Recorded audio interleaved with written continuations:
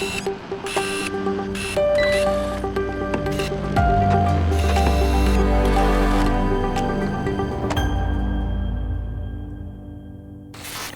everybody to another Direct Connect with Archer. Here today we're sitting down with Nick Weber, Leonard Chamberlin, and myself, Bryan Carr.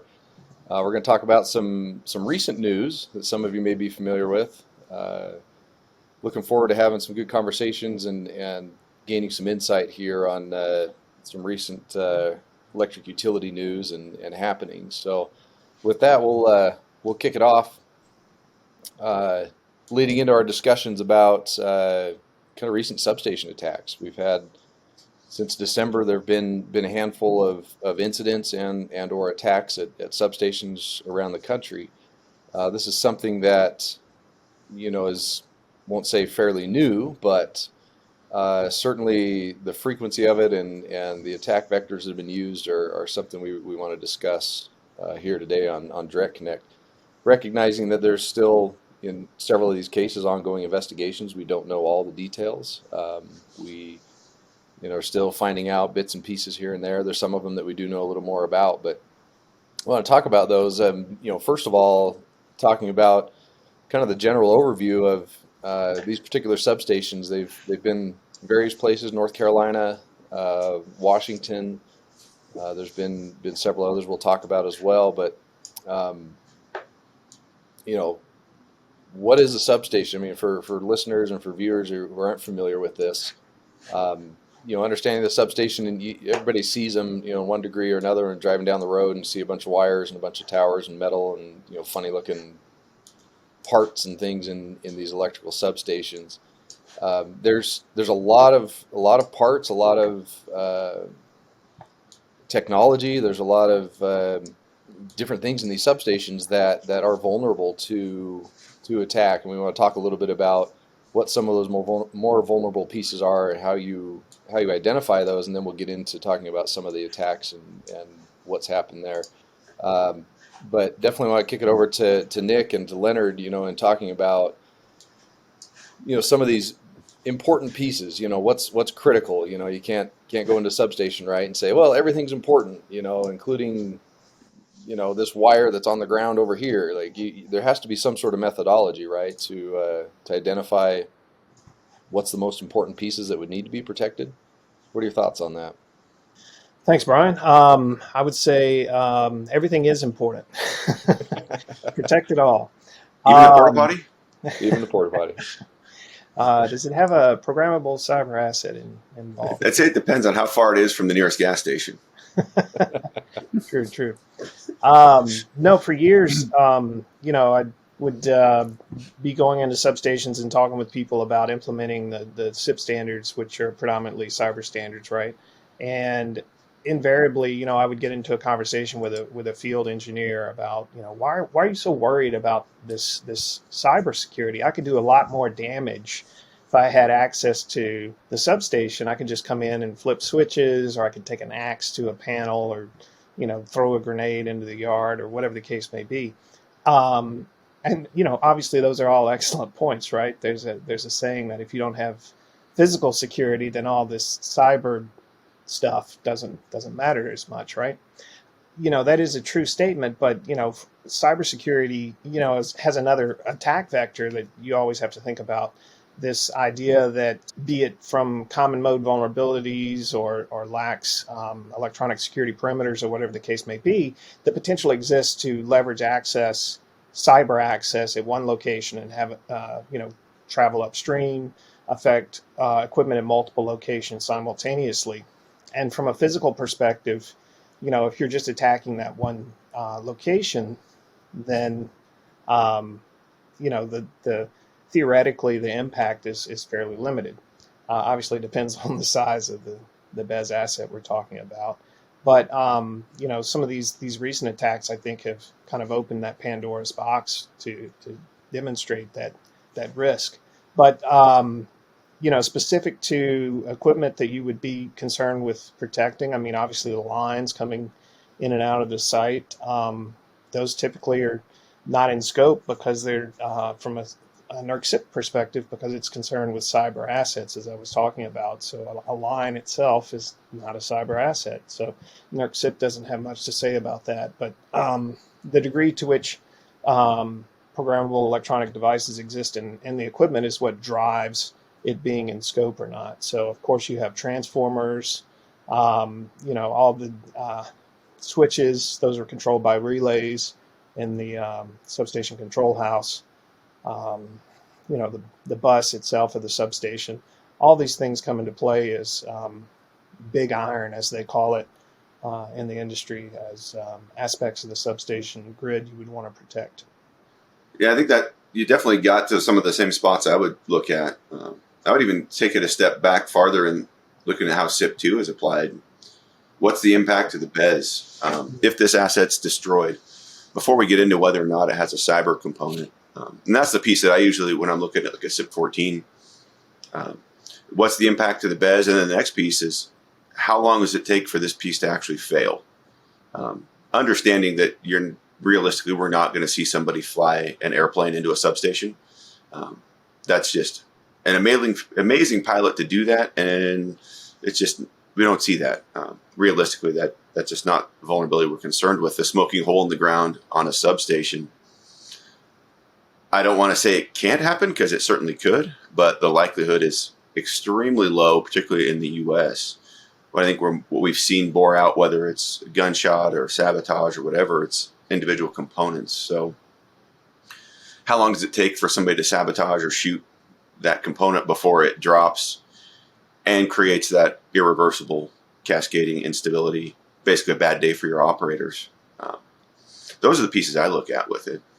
Kind of interesting as we talked through this, and some thoughts that came to mind, Leonard, as you were talking through that, and Nick, you definitely added to it with your comments, is traditionally the look, again, from a SIP2 perspective, evaluating it's pretty clear, I won't call it bright line criteria, but there's, pretty clear criteria. But what we've seen or what we witnessed, through recent events is at least a different perspective on impact, right? Because the SIP standards are aimed at the, large transmission, we're talking large scale outages, millions of people type of thing, hard to kind of pick a number there, but just trying to illustrate, it's always been looking at the big picture, and feels like there's been little attention given to what are the effects of a smaller scale attack at a smaller substation. I mean, yeah, we had quite a few people in North Carolina. It was 40-some thousand people that were without power for, what were we at, 4 or 5 days? Better part of a week, I think. Yeah. So, that's not 45,000 customers is not, I don't think would fit into the large scale. And of course, unless you're one of those customers, then it definitely feels like it. But also for an extended period of time.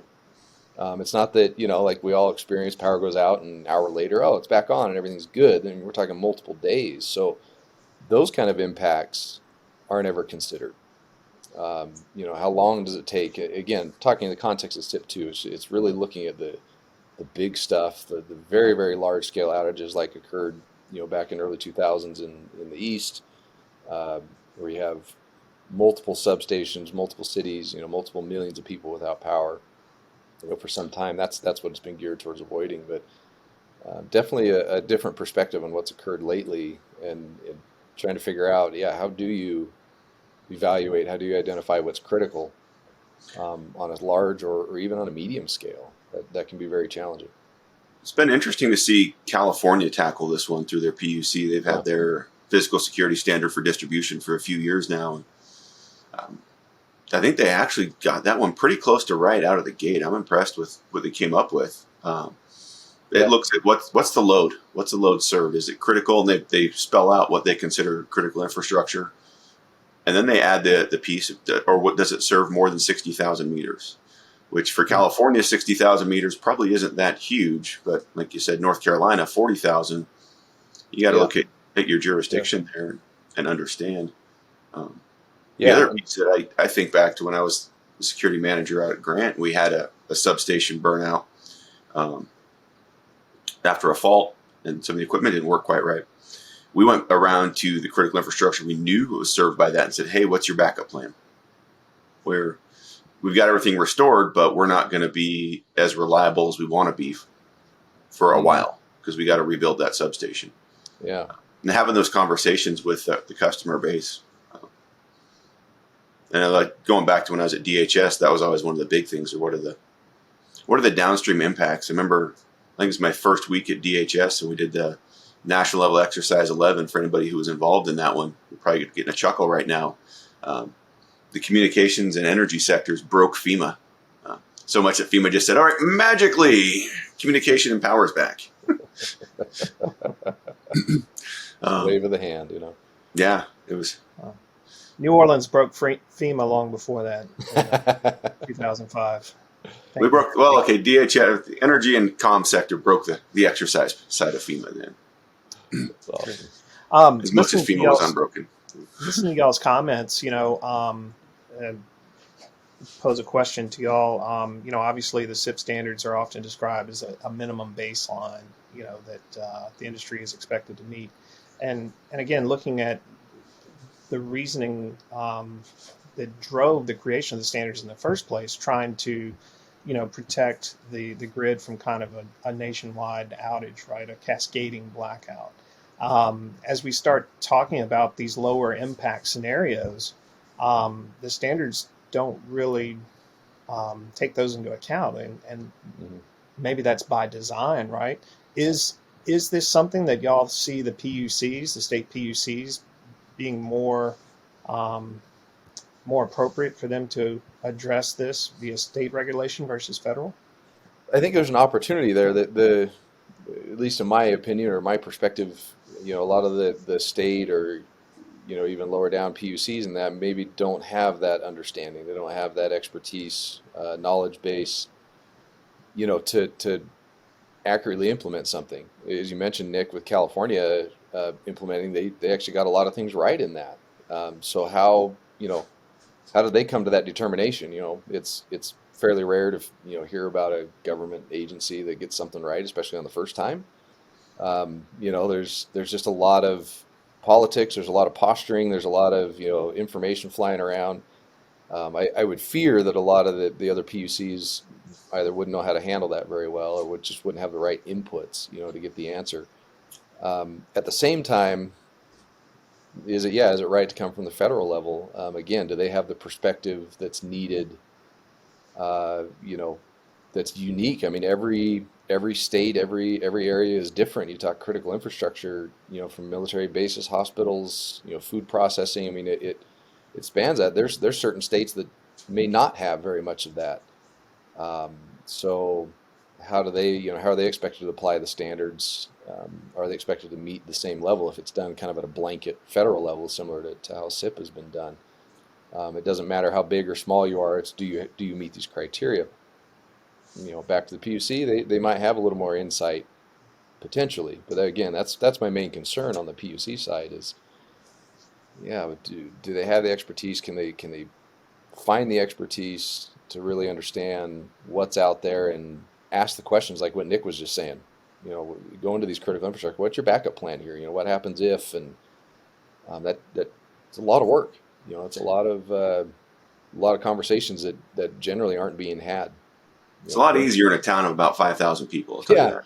Yeah, definitely. You call up Jim over there because you know him, or it's those conversations can be much easier. But you get into the big cities and that it becomes a little bit convoluted. So I wonder what you think, Nick, on what's. This gets into a whole lot of just politics and the way the U.S. government's set up and some of the inefficiencies and just challenges around that go back to, Hamilton versus Jefferson or even older. Frankly, I think that the most efficient and strongest way I've seen it is what our friends up north are doing in Canada, where it's at the provincial level for transmission and for distribution.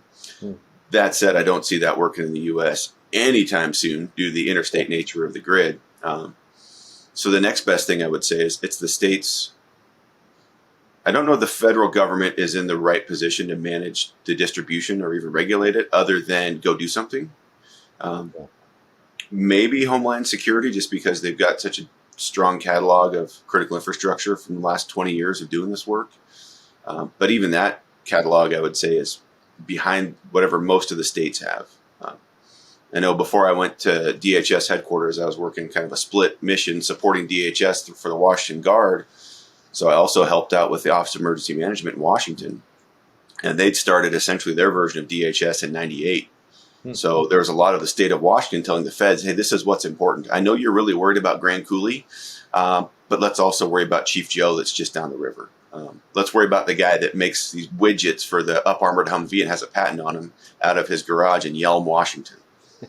That if we lose that, we're going to lose up-armored Humvees in the middle of Iraq and Afghanistan back then. Yeah. Feds had no clue that was going on. But the state level it was being tracked and did.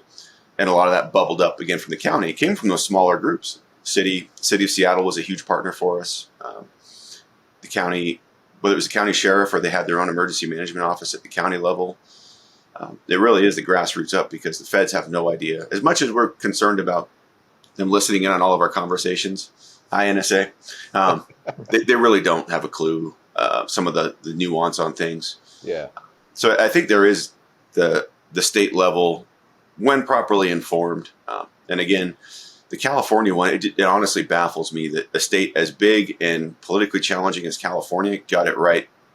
I mean, there's always room for improvement, but it's one of the best standards I've seen, especially on V1. They listened to the people who knew. That's the biggest piece. Yeah, there you go. They went and talked to the stakeholders and listened.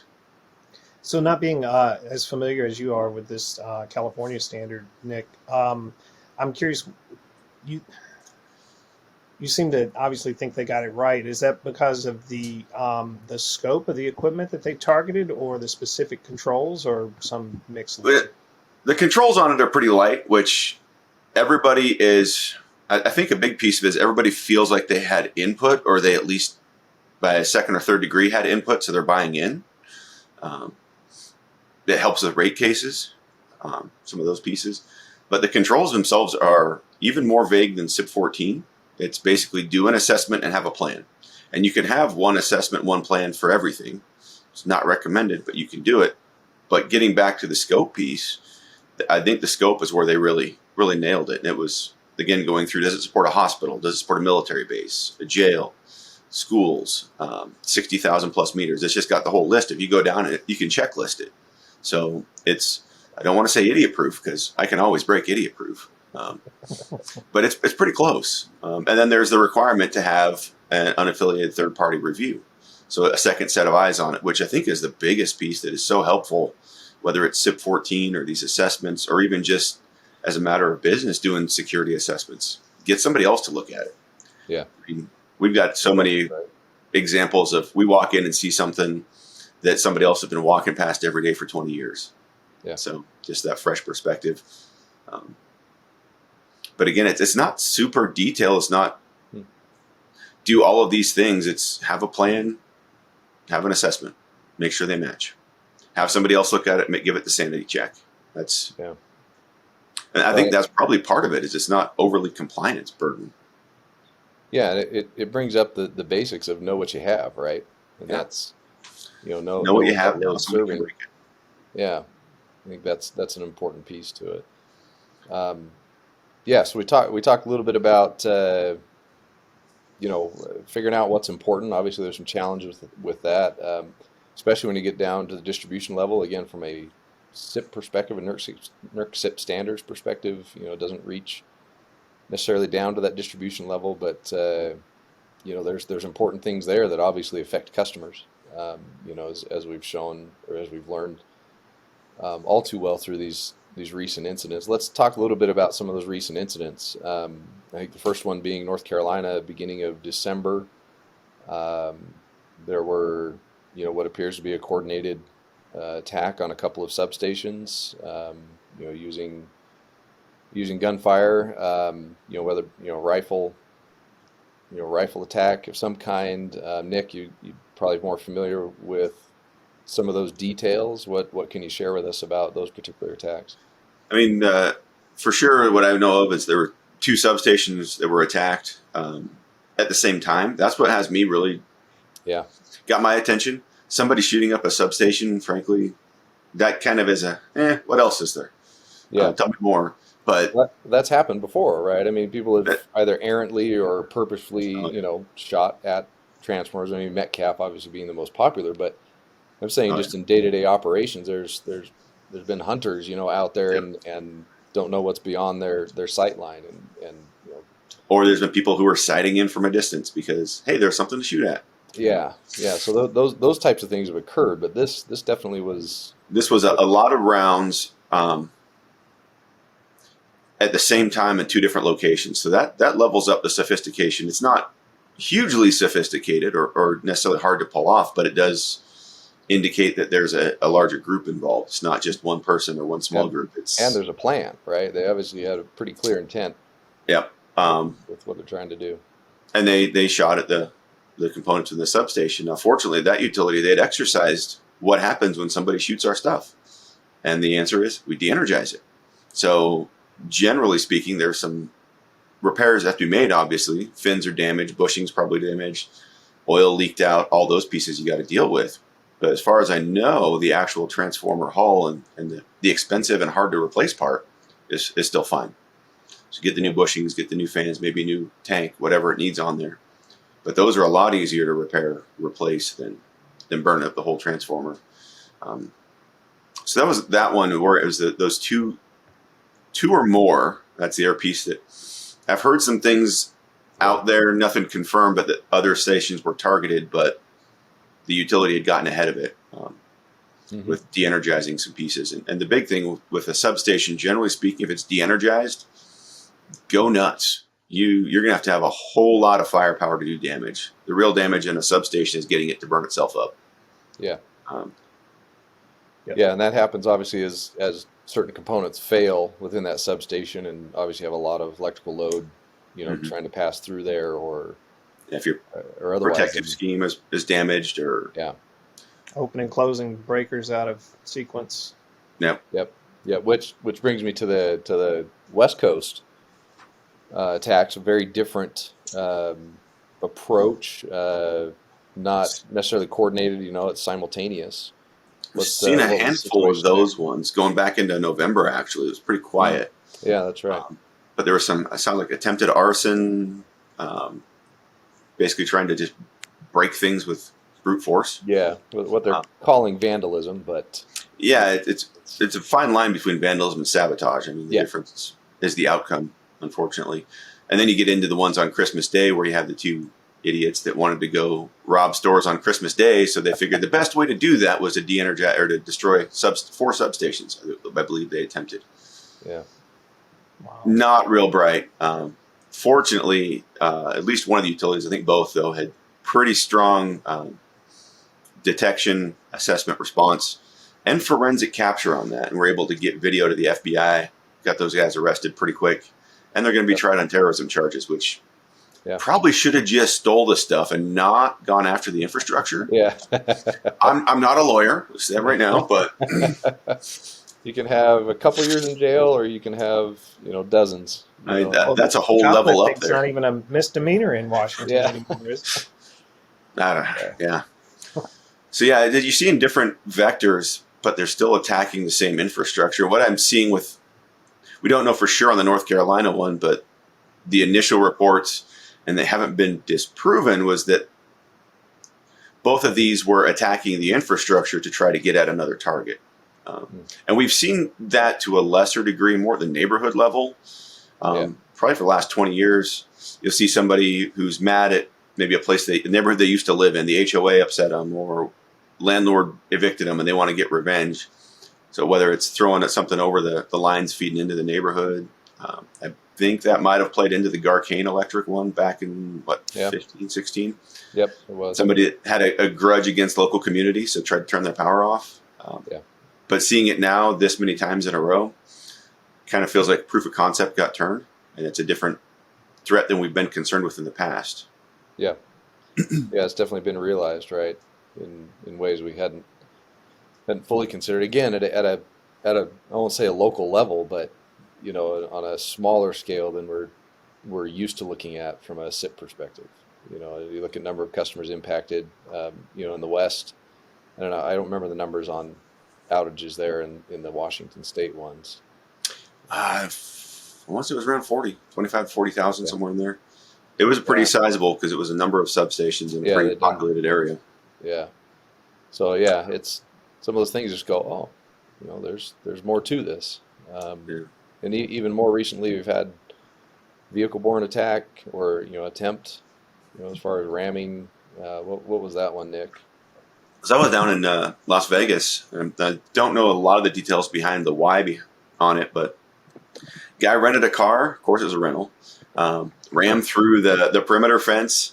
It was at a generation plant, which also makes it a little bit strange. You don't see that as much. Usually, these substation attacks are the remote ones. But he clearly didn't care about getting caught because he drove around. I think he got in and tried to flip some switches and then built a ramp to jump it into the containment pit around one of the generator step-up transformers. So jumped the car into the containment pit around the GSU and then lit the car on fire and hung out. Just watched it. So it was at a solar facility, wasn't it? I think it was. Yeah, I think it was a solar facility.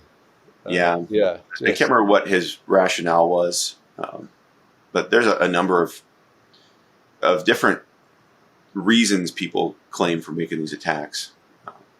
That one though it's almost comical. There's some of the stuff when you step back and look at it, you take the effects out of it. Some of the stuff these people do are just definitely either laugh or cry. Not making sense, but yeah.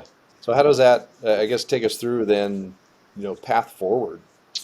We talked a little bit, Leonard, you had some good questions there about regulation and that, but, where do we go from here? This proof of concept, as Nick mentioned, has been kind of proven. We've seen different attack vectors. We've seen different methods, some more successful than others. Like where do we think it's going?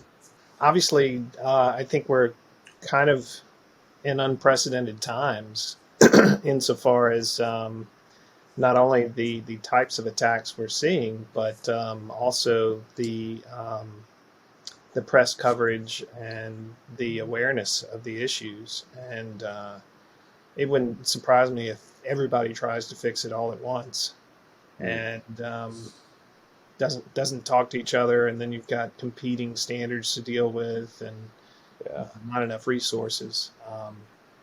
The approach that's going to be taken, I think, will be debated. I mean, as we've been talking about here, it sounds like grid resiliency and, normal grid operations, kept these from being bigger issues. So, is that the answer? More, investing in resiliency versus, physical security specific to these attacks. We typically regulation is very reactionary, right? So it'll address these specific instances, but may not really take into account a more holistic approach. Yeah, I think you're right. I think everybody's going to try to fix it at once. I'm sure everybody at the commission knows this, but they're on the clock right now. I would say, as are a number of states. I think we'll probably see. I would expect out of these legislative sessions this year, I would say conservatively half a dozen versions of something similar to what California did. Obviously, probably in more of the blue-leaning states, because the red ones tend to drag their feet a little more in regulation. They want to see what the unintended consequences are going to be. But I think ultimately we're going to get to is probably some level across most of the states. They'll take longer for a number of them. At the federal level, it'll be interesting to see. Is it going to be more of the same of kind of the NERC SIP where we're on -8 now, 9 on some of these of iterative back and forth political games? Or is somebody going to step in and say, all right, this is how it's going to be, grown-ups are in the room, or does it get taken away from FERC? I mean, that's always something that's out there. Whether it actually gets realized or not, I don't know. Kind of hesitate. I hope not, because I don't have to relearn a lot of things, because I've been around DC enough to know that everybody wants to put their stamp on everything. Yeah. As far as the way forward as an industry, I think it's resilience. It's looking at probably what eventually we're going to get to, I think, way down the road, is getting away from the massive transmission system being the entire backbone. Whether it's small modular reactors or whatever the much smarter than me people come up with in the future, I think that's ultimately what gets us out of this, is maybe decoupling some of this and having it a little bit less interconnected, having the interconnected be part of the response, not the day to day. But obviously, there's a lot of technology gains have to happen first. On the shorter term, it comes back to the beginning of the conversation. If you're a security person, know what you're protecting. If you don't know what you're protecting, you're not going to protect it very well. And that's probably the biggest thing I see, whether it's on cyber or physical, is the security folks doing the security things because it's the secure thing to do, not starting at it from the operational side of what does my company need me to do. Kind of becomes that you end up dying on a lot of hills if you do it just for the security purpose, or the mission itself is sacrosanct, then you're not going to go very far. It's not going to work. I've seen this movie. Many times. Mandy Moore moves back to New England to help her parents run the Airbnb or the B&B, whatever it is. You got to understand what you're protecting and be part of the business, be part of the solution within the business. Otherwise, you're going to throw a lot of money away and a lot of goodwill and political capital. As one of our friends likes to say, protect your pencils like pencils, gold like gold. You can't do that until you know what your pencils are and what your gold is. So I have gold pencils. Does that count? Do they have donuts on them? I don't believe you unless there's a donut involved. Of course they do. But yeah, honestly, I think that's where we're going to have to go eventually. The other piece that's kind of disheartening to me, whether it's a major cyber attack or major physical attack, the other side of the coin does don't forget about us. We're over here still. I saw some of that last couple weeks with cyber. Don't forget about cybersecurity. Nobody's forgetting about cybersecurity. But it just reinforces that kind of the civil war within security that we got to get past. Because if somebody really wanted to cause havoc, shoot up a substation and then go in and drop something in it, take the old copper theft red herring and level it up. Yeah. Or do the substation vandalism to cover up what you did. I mean, those are the pieces that if you're not physical and cyber aren't working together, aren't considering, hey, what ifs, you're leaving yourself wide open. Yeah, much agreed. I mean, the bottom line is, I think Leonard said it, we're kind of in uncharted waters or unprecedented territory here with a lot of that. And I think we all agree that change is on the horizon. Exactly what that's going to look like, how it's going to come about, from who, that remains to be seen. But certainly there's going to be movement in a direction, probably several directions, and be ready for that. Nick, your advice to security professionals is just spot on. I mean, understand what you have, understand what you're protecting, and make sure that your most critical components to the business or whatever it is that you're part of are protected appropriately. I think to put a pin in the uncharted territory, I just want to throw this out because it's the part nobody's really saying out loud.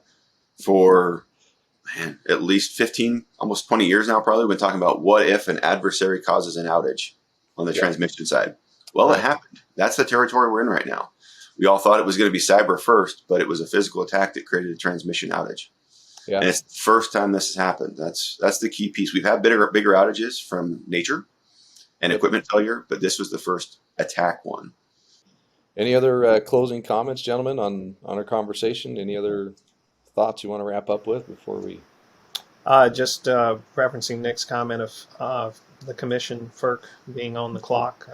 They did direct NERC to conduct a study on the attacks and modifications to the SIP standards potentially, and that's due within 3 months. So by the end of first quarter, that should be back, and I think odds are FERC will come out with some type of NOPR in response to that, probably sooner rather than later. Again, they're on notice, they're on the clock, per your comments, Nick. But I appreciate the opportunity to join in the discussion today. Thank you.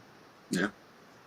I hope they are moving forward on that. It's not like the scene from Blazing Saddles where Mel Brooks, as the governor, says, we got to do something to protect our phony baloney jobs. Not that the commission's phony baloney. Just No, we're not. I've been around D.C. enough to know there's a lot of action that, was it the perception of adding value? Perception of progress, yes. Yeah.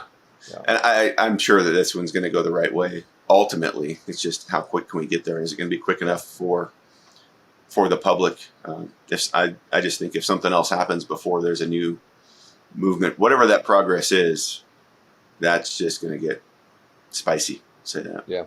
definitely. And as always, for those listening or those watching, Archer has quite a bit of expertise in this area, as demonstrated here.